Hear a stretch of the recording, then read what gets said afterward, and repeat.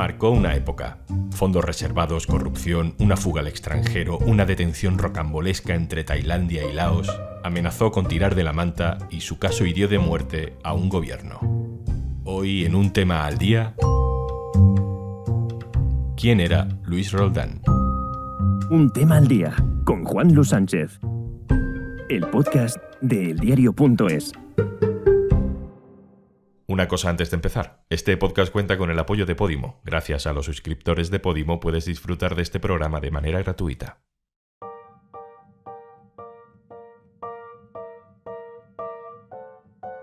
Luis Roldán. Hay pocos nombres tan memorables en la historia de la corrupción en España. Señor ministro, parece que no se encuentra el señor Roldán. ¿Tienen ustedes constancia de dónde está, de que no ha salido del país? Sí, yo tengo constancia de que no ha salido del país y me parece que no está para desconocido, ¿eh? No me consta lo que usted dice. ¿Sabe usted dónde está? Más o menos sí, pero no se lo voy a decir. Memorable porque quizá con él se rompió la inocencia de una democracia orgullosa de sí misma, que con su caso tuvo que aceptar que haber dejado atrás la dictadura no era suficiente para garantizar la decencia política. O quizá porque fue un caso sin discusión posible, ni interpretación política ambivalente, ni paños calientes para el votante de izquierdas que tuvo que aceptarlo. Luis Roldán, el primer militante de izquierdas nombrado director de la Guardia Civil, era un ladrón y se dio a la fuga. Luis Roldán marca una época, quizá porque inauguró una estirpe, la de los hombres grises de mediana edad que vestían con gabardina, gorra y gafas de sol, que no tenían una imagen brillante, pero sí poder. Poder en la sombra de la sombra, y que son juzgados por corrupción y se defienden con amenazas. Si yo contara lo que sé, si yo tirara de la manta. Esa estirpe que controlaba lo que ahora llamamos las cloacas, y que tan buen heredero mediático ha tenido en otro hombre en gabardina, gorra y gafas de sol, el comisario Villarejo. Las cloacas no generan mierda, la limpian. Por refrescar la memoria, Luis Roldán estuvo al frente de la Guardia Civil desde 1986 durante los gobiernos de Felipe González y bajo la supervisión fundamentalmente de dos ministros, Barrio Nuevo y Corcuera, hasta 1993. Ese año, Diario 16 primero y otros periódicos después acreditan que Roldán ha estado cobrando sobresueldos a cargo de los fondos reservados y comisiones de parte de constructoras que reformaban casas o edificios de la Guardia Civil. Fue destituido, fue procesado, estaba bajo vigilancia policial, se dijo, pero se fugó de España. Aquel escándalo le costó el puesto a un ministro, Antonio Asunción. ¿Sabe usted dónde está? Más o menos sí, pero no se lo voy a decir. Y fue una estocada de la que el gobierno de Felipe González nunca se llegó a recuperar. Era la asignatura pendiente del Ministerio de Justicia e Interior. El lunes 27 de febrero, el gobierno español creyó haber aprobado con matrícula de honor. Un grupo de policías detienen en el aeropuerto de la capital tailandesa al exdirector de la Guardia Civil, Luis Roldán. Estas imágenes grabadas por un agente muestran el momento del encuentro. Roldán fue localizado en Laos y detenido en Bangkok en 1995. Fue condenado por haber cobrado entre fondos reservados y comisiones lo que hoy serían unos 13 millones de euros. Hoy, 6 días después, hemos visto a Roldán puesto a disposición de la justicia. Es la única certeza en la tormenta jurídica y política que esta semana ha desatado la vuelta a España del prófugo más buscado de la democracia. Luis Roldán ha muerto este jueves en Zaragoza a los 78 años. Hoy queremos preguntarle por él y por el dinero que se llevó a uno de los periodistas que mejor ha conocido a Luis Roldán, que publicó muchas historias exclusivas aquellos años en el periódico El Mundo. Antonio Rubio, hola. Muy buenas, ¿cómo estamos? ¿Quién era Luis Roldán? Luis Roldán era un ciudadano de Zaragoza que primero falsificó su documentación en cuanto a estudios.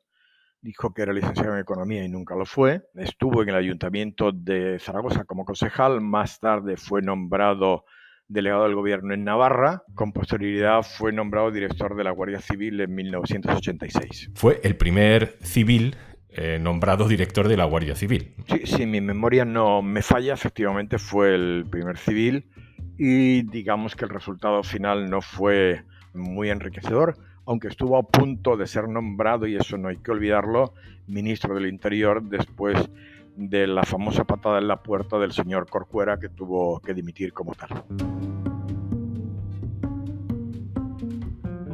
Antonio, ¿cuánto dinero cobró específicamente de los fondos reservados? Y sobre todo, ¿dónde está ese dinero? ¿Se sabe?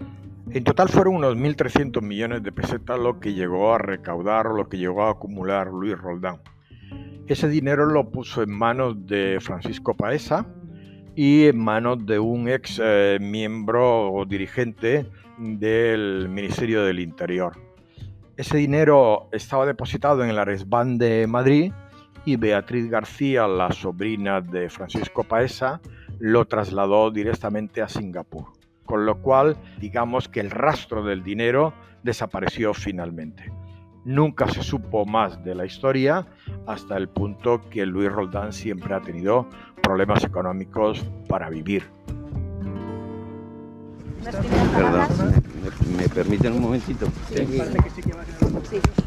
Pues bueno, pues sí, efectivamente se ha cometido un trámite de acuerdo con la ley penal y nada más. Y estoy, pues, que ya no tengo que venir a dormir y estoy libre, estoy en libertad nada más. Roldán pudo empezar a dormir fuera de la cárcel en el año 2010. Aquí le escuchamos saliendo de la prisión de mujeres donde estaba internado. Fue condenado a 30 años. Antonio, ¿cumplió la pena íntegra, más o menos? En términos generales sí, porque hay que tener en cuenta el tema de la reducción, más luego hizo un periodo de tercer grado. Yo creo que fue uno de los presos que más años estuvo en la cárcel por los temas o las condenas que tuvo como tal. ¿Y cómo ha vivido Roldán durante todos estos años? Una vez que salió, llegó más o menos a incorporarse, digamos, a una vida más o menos normal. Estuvo viviendo de los 400 euros que le dejó el tema de la jubilación y vivía en casa de sus padres en Zaragoza, que pudo recuperarla porque se la habían quitado en todo el transcurso de los juicios y demás. Y luego tuvo otra pequeña ayuda de ese mismo personaje del Ministerio del Interior que le movió el dinero y llegaron a un acuerdo para que él estuviera abonando 600 euros mensuales. Sobre ese dinero que comentas que le fue pasando un exalto cargo del Ministerio de Interior, ¿se lo pasaban para mantenerle callado? ¿Era parte del dinero que él se había llevado y que estaba escondido? Pues fundamentalmente era dinero, imagino que del propio que se llevaron, y era como una compra de su silencio, por llamarlo de alguna manera. Él puso como una cuota para poder vivir y eso fue lo que tenía, 400 euros de su retiro y 600, con lo cual tenía 1.000 euros, más luego tenía la casa que era de los padres, que bueno, digamos que era una compensación por el dinero que no le habían devuelto y para que pudiera vivir de alguna manera. Ten en cuenta que es una dinámica de pillos, es decir, pillo el que se lleva los 1.300 millones, pillo el que se los levanta en cuanto a movimiento y pillo no puedo denunciar en tanto en cuanto estoy cometiendo un nuevo delito. En este caso concreto de los fondos reservados de la época de Roldán, solamente Roldán entró en la cárcel, ¿no? Cuando se juzgó a Luis Roldán en el tema de los fondos reservados, era el conjunto del dinero que se llevó como tal, pero quedó constancia, demostrado, documentado, acreditado y verificado que tanto el ministro como el director de la policía y de la Guardia Civil y los gobernadores se llevaron dinero. Pero ellos no entraron en la cárcel. No, no llegaron a entrar ninguno. ¿Y fueron juzgados? No. Yo he pagado por lo que he hecho duramente y otros pues han ido de rositas o de casi rositas. Roldán no acuñó la frase de tirar de la manta, pero sí la popularizó mucho. Amenazó con tirar de la manta. ¿Lo hizo, Antonio? Yo siempre le he dicho, Luis, tú nunca tiraste de la manta, tiraste de la sábana. Recuerdo perfectamente el momento en aquella habitación 208 del Hotel de París que dijo textualmente: tengo dos alternativas, pegarme un tiro o tirar de la manta. Y siguió hablando: no me van a engañar como a Medo. Si voy a la cárcel no iré yo solo, cada palo tendrá que aguantar su vela. E insisto, no tiró porque, entre otras cosas, habían delitos de sangre. Hay otra serie de cuestiones como el tema Zabalza y otras muchas cuestiones relacionadas con el tema de la guerra sucia, motivo por el cual no llegó a tirar porque, entre otras cosas, se hubiera tenido que autoimputar.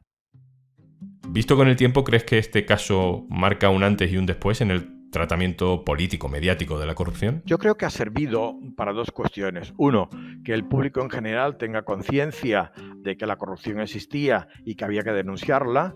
Y dos, que los medios tomaran su real posición, que es la de levantar las alfombras del poder y denunciar toda la corrupción. Y lo bueno es que en los últimos años, en la última década, se ha denunciado tanto la corrupción del PP como la corrupción del PSOE y como todas las corrupciones que de alguna forma están ahí, y hemos hecho ver que ese dinero, el dinero público, es el dinero de todos, no de unos pocos. Incluido el dinero de los fondos reservados. Sí, yo creo que se dieron dos elementos fundamentales. Uno, se reveló la mala utilización de los fondos reservados, porque no hay que olvidar una cuestión. Roldán no fue el único que se llevó el dinero, sino que el Ministerio del Interior, con su ministro a la cabeza, se habían preparado un fondo de pensiones que consistía en recibir 5 millones de pesetas todos los meses en negro. Y a su vez también cobraban los delegados del gobierno del País Vasco. Y sirvió sobre todo para que el público en general se diera cuenta de la irregularidad del tema de los fondos reservados, y cómo el director de la policía, el ministro, el director de la Guardia Civil, los gobernadores y todos los que trabajaban en el Ministerio del Interior con altos cargos estuvieran cobrando de los fondos reservados, cuando es un elemento que va destinado a la lucha contra el terrorismo y contra el narcotráfico. Antonio, ¿hemos mejorado en la transparencia o al menos en el control del uso de esos fondos reservados? Yo creo que sigue siendo de uso discrecional. El tema, por ejemplo, más reciente es el del señor Villarejo. El señor Villarejo, cuando estuvo con el tema de la policía política y hacía los diferentes viajes a Barcelona y sus movimientos, todo el dinero, lo escribí, lo dije y lo adelanté, venía del tema de los fondos reservados. Por lo tanto, los fondos reservados siguen siendo una constante que está ahí y no hay suficiente control. Bien, es verdad que lógicamente los espías no te van a hacer, como hacemos en nuestros medios, una factura de con quién, cuándo y de qué forma has estado, pero debería haber un mayor control sobre ellos. Antonio Rubio, periodista de investigación, maestro de tantos, muy interesante. Muchas gracias por habernos atendido. A vosotros. Y antes de marcharnos, una recomendación para el fin de semana. Mira, nosotras somos dos rubias muy legales, muy listas, muy simpáticas, muy graciosas. Esto queda mal decirlo, pero es que toda la vida nos han dicho que vayamos de humildes. Y mira, nosotras pues no lo somos. Tenemos un podcast increíble. Bueno, y esta persona tan humilde es Enara Álvarez. Yo soy Raquel Córcoles y las dos tenemos un podcast que se llama Dos rubias muy legales. Escúchanos en Podimo. Cada 15 días. Mi monólogo interior.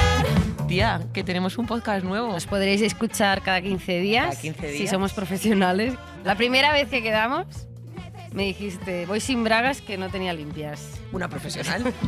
Nos ha dicho Podimo que hagamos lo que nos salga del coño. Sí, podemos decir coño. Hombre, por supuesto. ¿Tú imaginas a mí organizando algo, haciendo la producción de algo? Si tengo un hijo y me lo van a quitar los servicios sociales. Si me he traído una botella de whisky y no queda whisky en la botella, o sea, si me la he traído vacía. Te va a pasar como a Britney. Que venga un hombre para solucionar esto, por favor. Pues venga, que venga Carlos Carrero a contarnos. ¿Lo has hecho adrede, lo de tropezar? No, sabía que algo no me ha caído de milagro, además. Y tía, bueno, la gente ahora nos está escuchando, pero iremos colgando de vez en cuando piezas en redes sociales y van a ver el pedazo de plató. En plan de como que de repente he ascendido de clase social. Muy fuerte esto, ¿eh? A ver, yo soy Enara Álvarez, ella es Raquel Córcoles, esto es Dos rubias muy legales. Tía, estoy orgullosa. Había que hacerlo. Y recuerda, tienes 60 días de prueba gratis si te suscribes a Podimo a través del link podimo.es/aldía. Esto es Un Tema al Día, el podcast del diario.es. Puedes suscribirte también a nuestra newsletter, encontrarás el enlace en la descripción de este episodio. Este podcast lo producen Carmen Ibáñez y Izaskun Pérez, el montaje es de Pedro Godoy. Yo soy Juan Luis Sánchez. El lunes, otro tema.